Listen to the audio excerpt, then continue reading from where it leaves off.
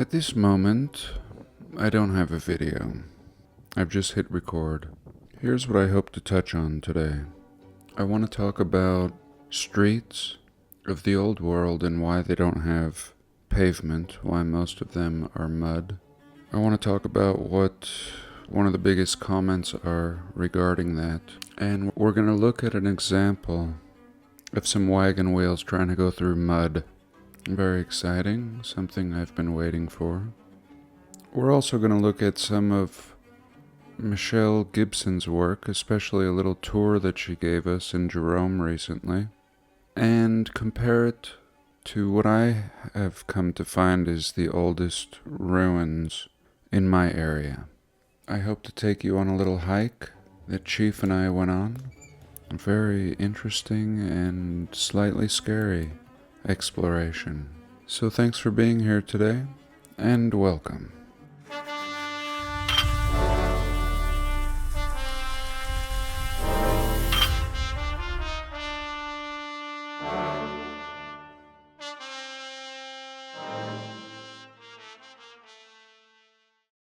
So many people in comments, in reference to me saying how strange it is that we would have such built-out cities, so beautiful, millions of bricks, metalwork, concrete, windows, and then have mud streets, of course, with windows partially buried, and some people want to say this is normal. I'm often told that a dirt street is better for the horses, and it's better for a wagon wheel. And at first, in theory, this kind of makes sense. A little soft cushion for the hoofs of the horses, and less bumpiness and vibration for the carriage or wagon. And that's what I'm told. That's why they had dirt streets. Of course, when we see a city built out to the T, we know that money is no issue. If you could build a 20-story building, you could pave a street. But again, the reason we're given is for this cushioning for the horse and the wagon. And this also applies to trekking across the country. We're told the Mormons, for example, trekked across the country. The Donner Party also trekking and dying, sort of. But I really want to discuss the reality of building out an entire city with a horse and wagon. And I'm just throwing in the trekking across the country in a horse and wagon as well, because it's also applicable. The logistics and reality of this feat has yet to be demonstrated. This is some stupid historical idea that we're given and that most take as fact. Oh yeah, just trek across the country with a wooden wagon wheel. And there is a certain time of year where the weather is good, and this may be possible to some extent. If you're building a building, for example, and you're hauling blocks, either enormous blocks or machinery or pallets of bricks, as we would be told. If the area around your building site is not paved with something, anything, even rock, and a lot of it, not just one layer. The first layer is just going to smush through. Then your horse and your load is going to go to absolute shit. Just sink, your wheels are going to break, and you're not unloading or loading anything in such conditions. And I'm just being perfectly realistic today. I don't know how else to put it. And today, I want to show an example that I recently saw on YouTube. This is a channel called Whistling Diesel, and he does all kinds of weird things with his truck. And in this particular video, he puts wagon wheels on his GMC truck. And he doesn't have a load, but the truck is a load. A modern truck and its weight should serve as an example of just how wagon wheels would handle in mud or even just dirt. This isn't even that muddy. And again, think of the old world. Think of the stories we're told. Think about all of the supplies. Again, they would have been loading these with massive stones, we are told. Just look at the Salt Lake City Temple and the early construction. We're told they were chunking off several ton pieces of granite, hauling them with horse and wagon, then transferring them to a train, then back onto a horse and wagon, and finally to the temple. And to me, it's ridiculous. It's just as ridiculous as when I was in the 4th or 5th grade and we learned about how they built the pyramids. Even then, I just looked at the picture that they showed us, kind of a cartoonish picture, and it just seemed ridiculous. No way. Like dragging a bathtub upstairs with a rope. And I was very excited to see this video. I don't know how much I'm going to be able to show. I think I'll just show you some pictures and play it safe. And he's a very big channel. He can afford to break things on his truck, and I think that's part of the idea. But nonetheless, we can see here he's had these custom made, and they actually hold up pretty well. Again, if the ground is hard, if you had some sort of base, some kind of a road, and again, referring back to my personal experience, that's all I want when the weather is bad. Just some kind of base. And finally, in the last 2 or 3 years, I've been building up my road. I've probably brought in 3 loads, big dump trucks of gravel. The first time they covered my road, it was almost worthless. So much gravel, and then the first rain and the first time I drove over it, everything just smushed into the ground and was almost back to mud, but yet there was some kind of a base under there. A year or so later, I brought in another load, and that really helped. Some more smushed in, and there's a lot of patches now, but for the most part, there's a base. And now when it rains and the whole desert turns to mud, I'm actually able to drive in and out and not stress out. And I've always had a 4-wheel drive, and it's always gotten me in and out, but I really had to drive pretty crazy. Like I'm in the Baja race in Mexico. Pretty rough on the suspension, the ball joints, all the modern luxuries of an automobile that they didn't have back then. It was just a beast pulling a little box on wheels. Really, really inefficient wheels. So he gets all these mounted on his car, and we can see that here. And really not a bad setup.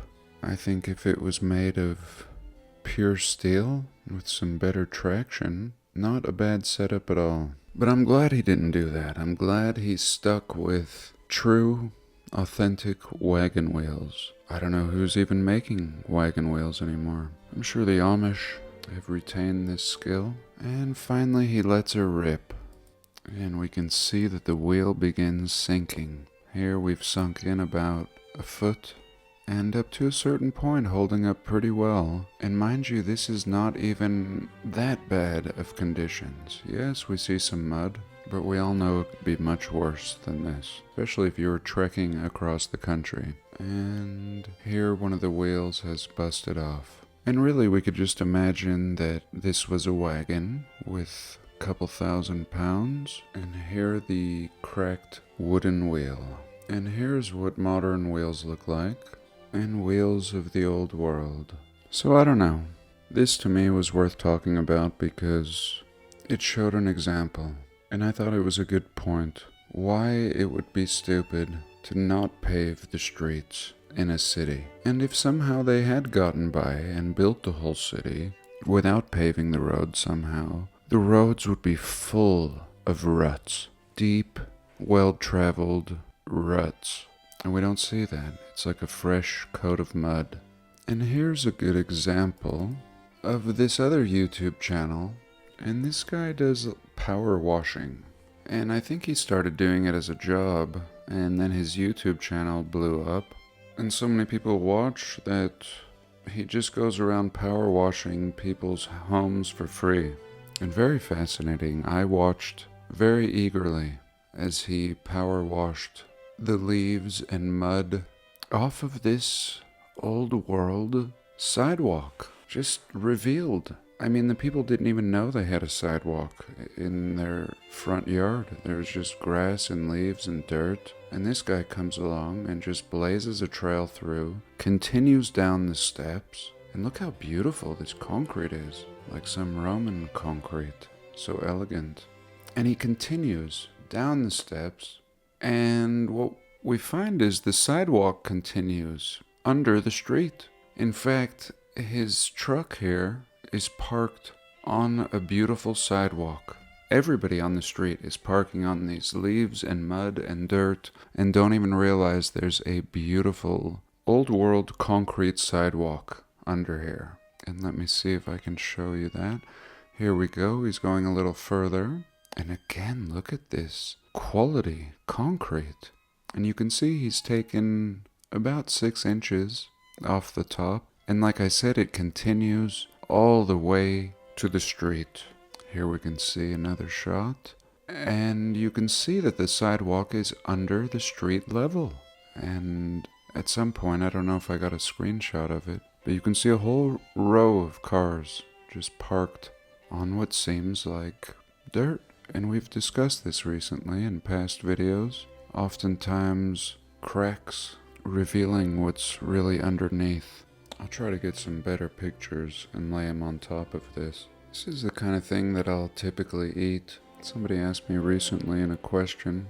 And here I have cabbage under the spinach. I really like cabbage. And some different cheeses, olive oil, balsamic vinaigrette, salt and pepper, dates. I really love dates. And some Kalamata olives. But do be careful. I bit into a small pit fragment and broke a little corner of the tooth off. I don't think I'll buy those again. And here, like I said, I was watching a Michelle Gibson video, and she was in the town of Jerome. And this is what you get in the town of Jerome. Just a mess of beaten up bricks and weirdness, especially this. So many layers, so many cover-ups and examples of mud flood, and I had talked about a star fort, or at least the remnants of one, that I believed was up at the dump. And I don't know if she ever saw that video, but I was excited to see if she would go up there. I don't believe she did. But it doesn't matter because the whole town was so anomalous. And what's clear is this brick has been covered up by this fake stone. And this fake stone is everywhere. I know you've all seen it. It's absolutely everywhere. And it's a type of concrete geopolymer mixture, a beautiful blend that I believe the inheritors were using to beef up the structure of all this crumbling brick. An excellent thing to do. If you have one wall, now you just can build another wall and begin to mold a new facade. If you're making concrete walls, you need 2 molds, 2 sides. So again, all this brick makes for one nice side, and all you have to do is create another side for the mold. And this is everywhere. I have footage of a beautiful cathedral in Salt Lake covered in this. And recently I went and visited this old wall that I frequent. This old wall that I frequent is in between my town and the next major town. The next major town has a Lowe's and a Walmart and other things that my town doesn't. And this is at the halfway point, and me and Chief will often stop here. And this is the oldest ruin in my area. This is the most anomalous thing around. There's not much like this. And at a first glance, it seems like just big old megalithic blocks with some strange mortar. And the more I study it, the more I see that these are poured blocks. And this is just a hasty mortar put in between. And we can see how soft all of this was, and air was bleeding out of it. And I think even in South America, we're simply seeing a facade absolutely anomalous to me. And nobody in my area seems to know anything about it. There's no photos of this bridge under construction, and it's not even being used now. It's just off to the side of the highway. It doesn't even make sense, because if it was a bridge, you wouldn't have this whole section on the right side.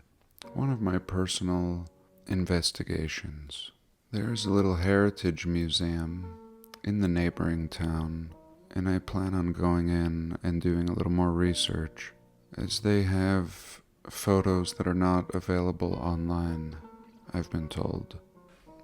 And I went on a little adventure with Chief, and this is out in the wastelands east of my house, and there's just hundreds of miles of wasteland like this, and it's one of my favorite places to hang out. The only people that go out here are people affiliated with oil, gas, and petroleum. They make all the roads, and if it wasn't for them, there wouldn't be so many roads out here, allowing me to explore. But they also make a mess of things at times, and I try to make sense of everything that I see out here. It looks like it's all been melted, and it's really strange, because when we just look at it, it looks so soft and powdery, but actually when we look carefully and are walking around on it, it's covered in tiny little rock bits, or porous little pieces, kind of rocky and not as soft as it looks. And some spots are just covered with fine sand, and it feels really eerie. And me and Chief love it, but the truth is he's always a little on edge and kind of prompting me to get out. And I don't know what he senses. And back here even you can see dunes, just dunes, at the highest point. And at some point, I found a road that I had never taken before. And here we can see me winding down it. And these roads are top notch. They make them for big heavy oil trucks. They bring in a lot of rock, tons of rock. They call it road base. And then they bring in finer rocks on top of that, like a gravel. And at least yearly, they go out and they grade them, usually in the spring, with big heavy graders. The pioneers of old would not have had this luxury. They would have been just trudging right through things like this. I mean, just from here to the horizon's end, with completely unkept roads, washed out. It requires putting culverts, or basically big metal tubes, that allow the water to pass underneath the road everywhere where there's a washout point. And without these culverts, passage would eventually become impossible. And really there's only a few options, at least in my mind. And all of this is either the remains of life form, such as trees or types of fungi, or buildings, or cities. And everywhere through the Southwest we see this layering, a paler, more limey base, as if this could have been concrete before the lime just bled out of it. And like I said, it's covered with tiny little stones. I mean, not just covered, but throughout, as if something hard had just shattered into a million pieces. And shattering into a million pieces is another example of melting. When I say melting, I just use it as an example to the condition of bringing something down to its knees. It could have been displaced by frequency or many other things, but when we see it, it's collapsed. Collapsed is perhaps even a better word. And then always this, what I have come to believe is potentially brick that was on top of the concrete. Now it just shatters into not quite a powder, but tiny fragments. And I could show you a picture. In fact, you can see them right here in the foreground, just what all of this is made of. It's not as smooth as it looks like in the distance. So here we can see that I'm up on one of these hills, and it might appear that it's mud, but now look when I look down, filled with tiny rocks and bits and fragments. I mean, just filled. And look at the impressions on this. In fact, I picked one piece up, and I thought it looked like bone. I'm not sure if this is the one. Really, really strange pieces. And everywhere, just a mess. And just seeming absolutely vitrified. And here was the bone. This one. You can even see the fibrous nature of the bone, the smoothness and the contour. I'm not sure what part of bone this would be, but really seeming clear, even in this picture. Let me try to get you another angle. I think clear as could be, and even in this video I tap it against another rock and it's just petrified. It's just a petrified piece of bone. And here we can see the contour. My finger's almost looking petrified. And here again we can see the red ironous marrow on the inside. So what is all this? Where am I? What am I even running around on? Lately I've been noticing that my cat has been obsessed with licking specific rocks. And the rocks even sound like bones. This is clearly bone. And here again, one last little look. And I think I kept this piece. It's in my truck. My truck's so full of rocks that I never end up showing you. And then I found this magical little area.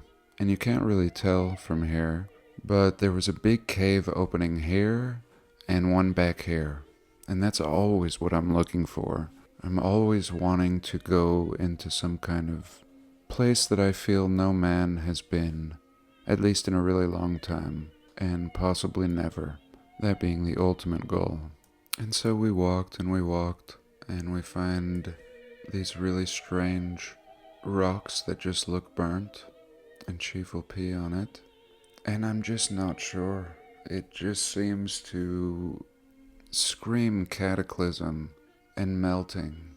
Here's an example of one rock, and we can see the shiny vitrification and the blackening and the separating of different layers, perhaps different blocks that have fused and blobbed into one and just scattered. That's why I say melting is not enough. Something much greater than a melting force. And here this whole mountain has just turned liquid at some point, whatever it was. And we end up going into this one. This one actually went deeper than I was willing to go. Here we can look at some more of these vitrified rocks, just mangled. And here Chief comes running around the corner, and we're approaching this opening, and quickly he actually disappears into it. He really scared me for a minute, and then he comes popping out. And there were two sections. There was an opening in here and a larger one back here. And again, you can see these solid chunks just seeming like they're being burped out of this mud. And what is this? We can get a look at it a little higher up.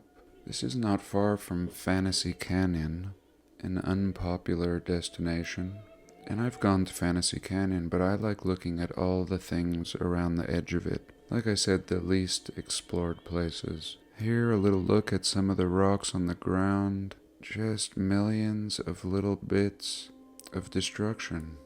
And again, we continued up another little ravine where I saw the second cave. And I'm just picking up all kinds of rocks. Just nothing making sense around here. And that's when I saw this opening over here. And here we go. Chief approaches it first. He's always so quick to run in, but I called him back. And look at a little glimpse of what we have in here. Now a little more uniformity and an opening. I looked at it for a minute and I felt safe to peek in. And there we go. I could see the other side, so it was just a little section. And look at this stuff. Look at the layering. And I didn't go in any further. At a first glance, it all looks so delicate, like it could just crumble, but the more I explore it, the more I notice, like I said, that it's full of rock. It's almost like a weathered, crumbled concrete that has had all the lime leached out of it, causing the deserts all around. And I've come to find that I can walk all over it and have a good grip.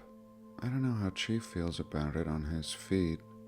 And here was a really interesting part, the last part I want to share with you. Here are some more openings, and you can just see stone bleeding out of this stuff.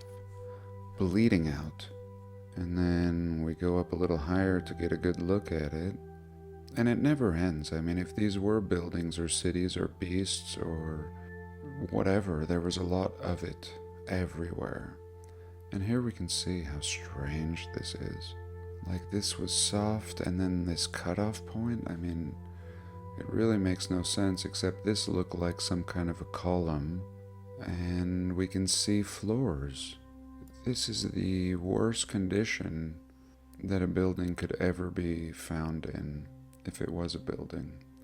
And here Chief was telling me to come over here, and we can see the collapsing. Unbelievable what happened out here.